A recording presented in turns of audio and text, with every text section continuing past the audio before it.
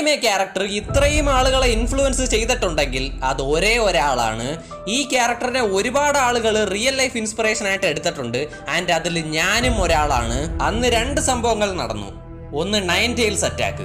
മൊത്ത ലീഫ് വില്ലേജും സ്തംഭിച്ചു പോയ നിമിഷം. അതിൽ പല ആളുകൾക്കും ജീവൻ വെടിയേണ്ടി വന്നു. അതോടെ ആ സ്ഥലത്തിന് പുതിയൊരു യുഗവും ജനിച്ചു, അവനും ജനിച്ചു. ജീവിതത്തിൽ കഷ്ടപ്പാട് മാത്രം അനുഭവിച്ചു വളർന്ന അവൻ ചെറുപ്പത്തിൽ തന്നെ പല കാര്യങ്ങളും പഠിച്ചു. പക്ഷെ വിട്ടുകൊടുക്കുന്നത് എന്താണെന്ന് മാത്രം പഠിച്ചില്ല. എല്ലാ വില്ലൻസിന്റെയും ഉള്ളിൽ ഒരു നല്ല ഗുണം ഉണ്ടെന്ന് മനസ്സിലാക്കി അവനോട് സംസാരിച്ച് തന്നെ അവനെ നല്ലവനാക്കുന്നതിൽ സ്പെഷ്യലിസ്റ്റ് ആണ് അവൻ. നറൂട്ടോയുടെ മോസ്റ്റ് പവർഫുൾ റസെങ്കാനിൽ നിന്ന് വേണമെങ്കിലും ആർക്കെങ്കിലും രക്ഷപ്പെടാം. എന്നാൽ അവന്റെ ടോക്ക് നോ ജുട്സുവിൽ പെട്ടവൻ എസ്കേപ്പ് ആയതായി ചരിത്രമേ ഇല്ല. ഏത് വില്ലേജിലെ ജനങ്ങളാണോ അവൻ മോൺസ്റ്റർ ആണെന്ന് പറഞ്ഞ് അവനെ അടിച്ചു വിരട്ടിയത്, ഏത് ജനങ്ങളാണോ അവനെ എല്ലാത്തിൽ നിന്നും ഒഴിവാക്കിയത്, ഏത് ജനങ്ങളാണോ അവനെ വെറുത്തത്, ഇന്ന് അതേ ജനങ്ങൾക്ക് അവനാണ് രാജാവ്. മൊത്ത ഹിസ്റ്ററിയിൽ തന്നെ ഇങ്ങനൊരു ഹൊക്കാഗെ ഒരുത്തനും കണ്ടു കാണത്തില്ല.